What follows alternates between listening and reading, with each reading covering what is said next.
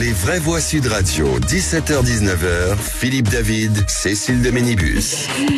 Les vraies voix jusqu'à 19h avec un tour de table très généreux aujourd'hui. Philippe Bilger, Bruno Pomar, président d'Initiative Sécurité Intérieure et maire de Belleflou, et Jean-Marc Dumoulin, maire de Villemur-sur-Tarn. Jean-Marc Dumoulin, on valide ou pas ? Moi je lève la main, je valide. On valide. Allez, vous êtes validé, c'est bon. C'est 500 000 $. 500 000 $. Ça va, c'est pas cher. Allez, tout de suite le coup de projecteur des vraies voix.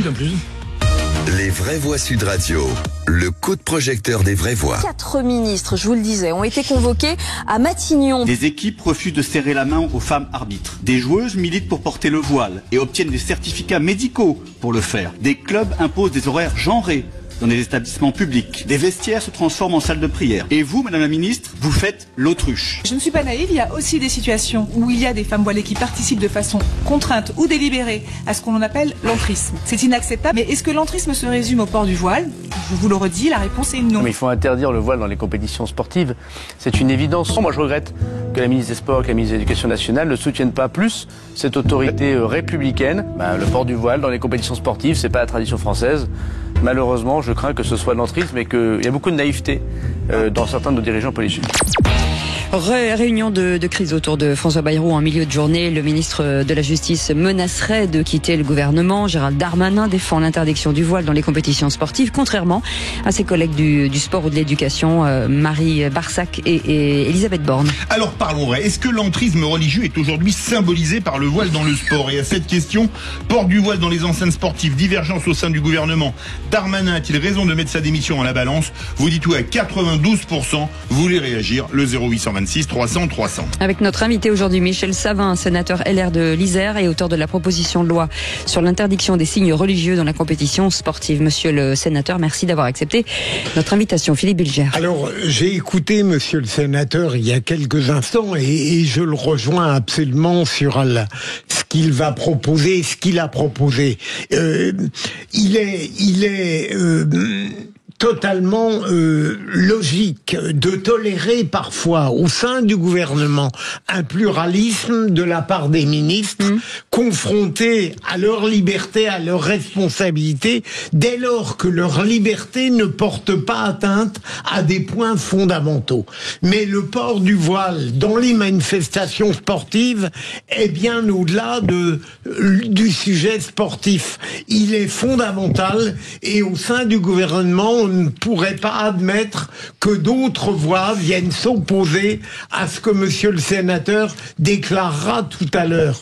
Et donc, je comprends totalement Gérald Darmanin, qui est un très bon garde des Sceaux, lorsqu'il met dans la balance sa démission, pardonnez-moi, et peut-être aussi son excellente définition par rapport à Elisabeth Borne et à la ministre des Sports. Elisabeth Borne, s'il y avait un arbitrage à faire entre les deux ministres, j'espère que le Premier ministre fera le bon. Il est évident à mon avis. Bruno Pomar. Laïcité partout et à tout prix, moi je dis point final, et on arrête de discuter sur ces sujets-là parce que ça devient insupportable. Darmanin a raison d'être très arrêté sur ce sujet-là, mais ça démontre en même temps que ce gouvernement est fait de briques et de broc, excusez-moi. Ça veut dire que d'un côté vous avez Borne qui est à gauche-gauche, la ministre des Sports qui est à gauche-gauche, et Darmanin qui est à droite. Enfin, les deux positions sont là et sont très explicites quand on voit ce qui se passe actuellement. Il y a un gouvernement, on pense avoir un gouvernement uni à travers cette définition même qui est la laïcité. Et on voit ce qui se passe, mais c'est quand même, c'est hallucinant, quoi. Jean-Marc Dumoulin. Oui, écoutez, moi, de là à poser une démission Darmanin, le ministre Darmanin, je pense que c'est un peu excessif quand même. Il y a quand même des vrais gros sujets aussi aujourd'hui qui nous attachent. Simplement, aujourd'hui, moi, ce qui m'effraie, je le redis encore une fois, c'est qu'on a des interventions des uns et des autres, et après on a des réactions des gens concernés. Ou pas de réaction des gens concernés. Donc ça démontre aussi, et ça en surajoute à la cacophonie ambiante, un clivage encore plus marqué entre ceux qui seront pour, ceux qui seront contre, au lieu d'avoir effectivement une voix un peu pas uniforme, mais modulée, je dirais, et qui permettent effectivement de trouver la stratégie à adopter dans ce cas-là. Surtout au sein d'un gouvernement, parce que coller à l'Assemblée nationale encore, ça va, et on voit bien le bord du cas. Mais au gouvernement, ça pose question. Michel Savin, vous êtes sénateur LR de l'Isère et auteur de la proposition de loi sur l'interdiction des signes religieux dans les compétitions sportives. Est-ce qu'aujourd'hui, c'est un point clé de l'entrisme religieux, les clubs sportifs ? Oui, tout à fait. Vous savez, lorsque j'ai travaillé sur cette proposition de loi, je me suis basé sur beaucoup de rapports et sur les travaux, notamment les travaux du service central de renseignement national, qui surveille le monde sportif et qui nous a fait remonter des problématiques aussi bien dans le cadre de port de signes religieux dans la pratique que sur le fait qu'on voyait se développer aussi des prières dans les équipements sportifs au moment des compétitions, soit dans les vestiaires, soit sur les terrains. Et donc, tous ces phénomènes qui sont en train d'augmenter méritaient qu'on s'y penche dessus rapidement pour éviter que ça prenne une trop grande proportion. Donc, cette proposition de loi qui a été votée au Sénat avec l'appui du gouvernement, c'était François-Noël Buffet qui représentait le gouvernement au moment où le texte a été débattu. Le gouvernement a soutenu ce texte. Il est attendu par les fédérations, il est attendu par les acteurs du sport qui tous les jours sont confrontés à ces problématiques. Oui. Qu'est-ce que vous pensez, monsieur le sénateur, de l'argument qu'on oppose souvent à la position très lucide que vous avez en disant si on interdit le voile dans les enceintes sportives, dans les manifestations, il y a des femmes qui ne pourront plus faire de sport? Tout d'abord, je tiens à préciser que la proposition de loi qui a été votée au Sénat concerne la pratique du sport au moment des compétitions sportives qui sont organisées par une fédération française qui est une délégation de service public. Donc les choses sont bien encadrées. D'autre part, ça n'empêche pas après toute personne qui veut pratiquer librement du sport d'avoir, ça c'est dans la sphère privée. Là on est bien sur la sphère d'une fédération française de sport qui a un agrément. Et lorsqu'on est sur un terrain de sport, on porte un maillot qui représente un club, une ville, un territoire ou un pays. Lorsqu'on est en équipe de France, c'est pas là pour porter sa religion ou son appartenance politique.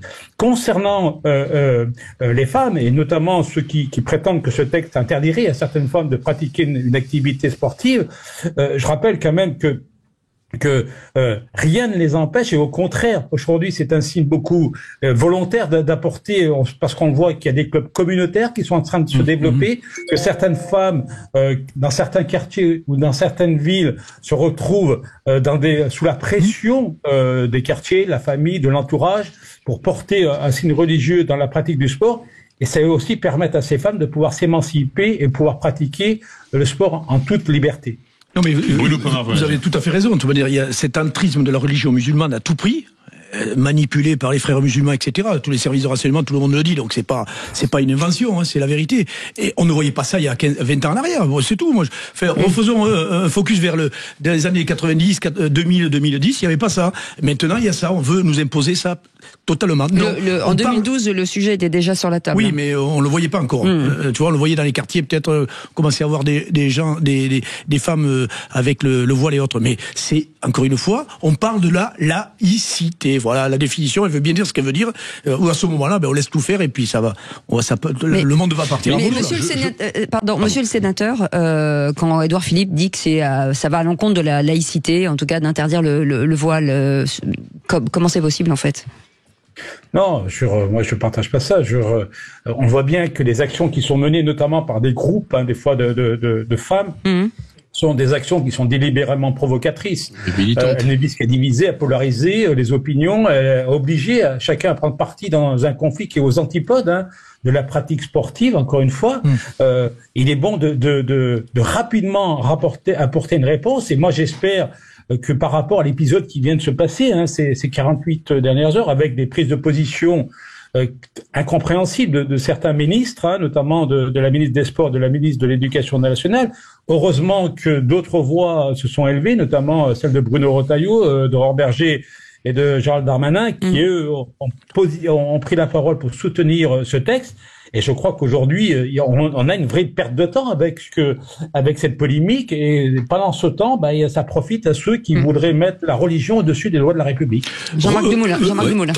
Pardon. Non, moi je voulais juste dire que l'on analyse des conséquences là, effectivement, et c'est dramatique. Et je suis exactement de votre avis sur cette espèce de neutralité qu'on devrait avoir dans l'exercice du sport. Enfin, il peut déborder quelque peu. Mais je crois que la vraie cause, c'est quand même qu'aujourd'hui, le statut aujourd'hui d'animateur associatif ou de président de club, ce sont des métiers, enfin des fonctions qui sont complètement usantes, sur lesquelles il y a eu des démissions en pagaille de tout un tas de nos concitoyens. Et effectivement, dès que la nature voit du vide, on laisse rentrer quelqu'un. Et donc, comme effectivement la médiatisation ou l'ultramédiatisation de certains sports incite effectivement, malheureusement, à jouer une carte un petit peu communautariste. Mais monsieur le sénateur, je trouve que Édouard Philippe a une position quand même très ambiguë sur son intervention.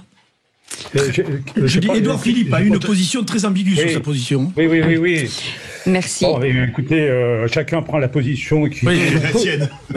Je suis là pour essayer de répondre à une problématique qu'on connaît aujourd'hui sur le territoire français. Je pense aussi que il faut être très vigilant par rapport à ce qui se passe, qui sont à l'opposé des objectifs qui sont les nôtres, et c'est des actes qui sont portés par des architectes du séparatisme religieux et du prosélytisme. Voilà, c'est ça la réalité. Merci. Et pour eux, ils ont une volonté de grignoter méticuleusement du terrain, d'éprouver en permanence les limites de nos principes républicains. Il faut qu'on ait une réponse rapide et claire. Merci beaucoup Michel Savin, sénateur LR de l'Isère et auteur de la proposition de loi sur l'interdiction des signes religieux dans la compétition sportive. Merci beaucoup Philippe Bilger. Merci beaucoup et bravo Jean-Marc Douboulin pour cette première ici. Merci, bravo Jean-Marc Douboulin. Et merci beaucoup Bruno Pomar, vous restez avec nous.